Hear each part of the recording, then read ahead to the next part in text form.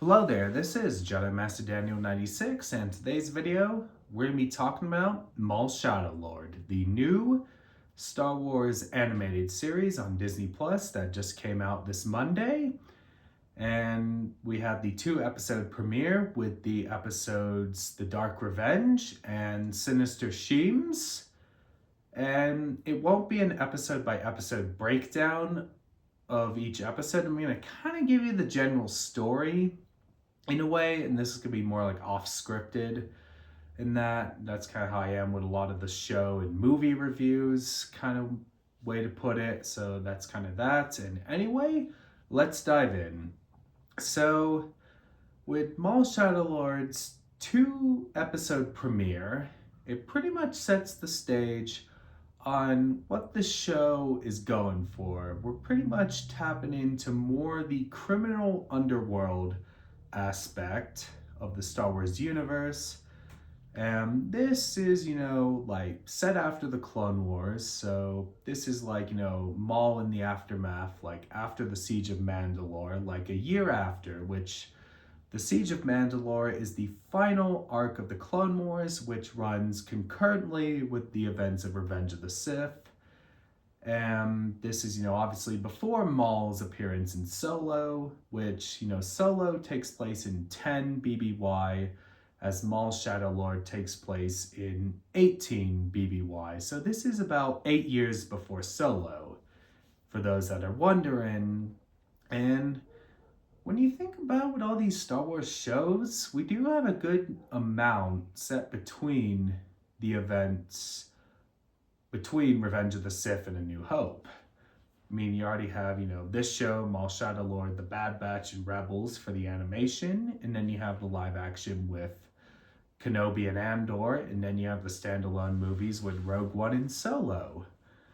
And so we're pretty much, in this, new Star Wars canon, like, it's been 12 years since they created this, new Star Wars continuity that we go a lot to the era between Revenge of the Sith and A New Hope. It's pretty much something to think about, but I digress. So I just want to kind of point that out. So it's something to think about there.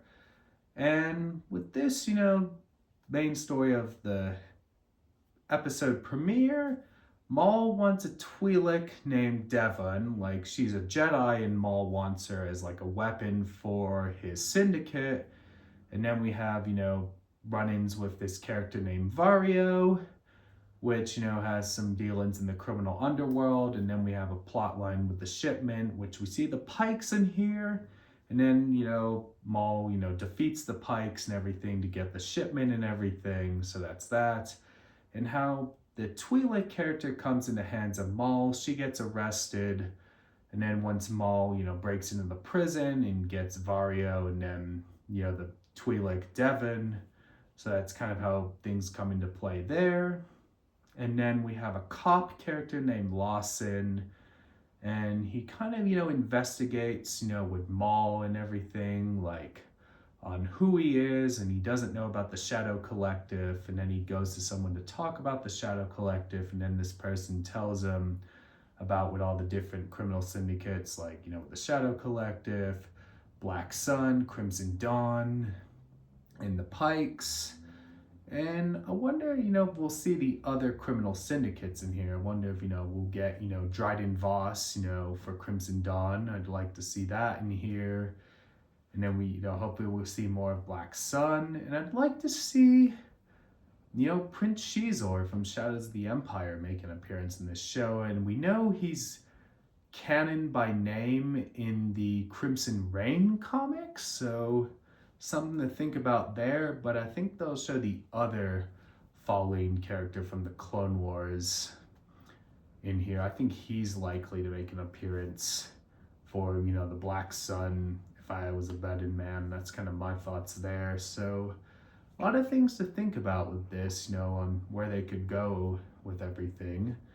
And so that's kind of with that. And then, Maul and Lawson kind of have some, run-ins and stuff and that. And then when, Lawson's trying to investigate Maul with a hologram, like trying to investigate like who he is, he sees the lightsaber and how he says he hasn't seen those since the Clone Wars. So, because, the Jedi are pretty much, all gone and everything and all that kind of stuff. So, it's not like so many lightsabers running around in that. So that's that. And then the planet in here, his name is Janix. So it was nice to see that. And a lot of the visuals in this show is just amazing. Like, they've really evolved, like, the animation, like from the Clone Wars to the Bad Batch, the tail shorts, and this. I mean, this animation style just gets better and better.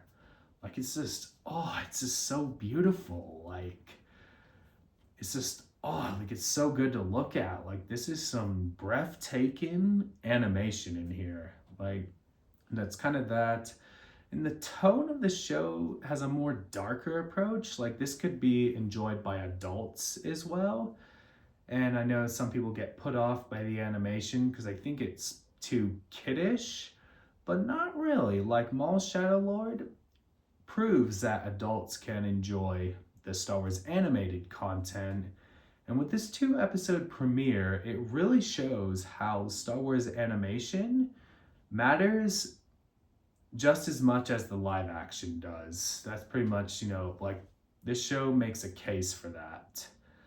So that's kind of that, and I'd probably rate this a solid 9.5 out of 10. That's probably my rating in that, and I can't wait to see more of the interactions between Maul and Devin.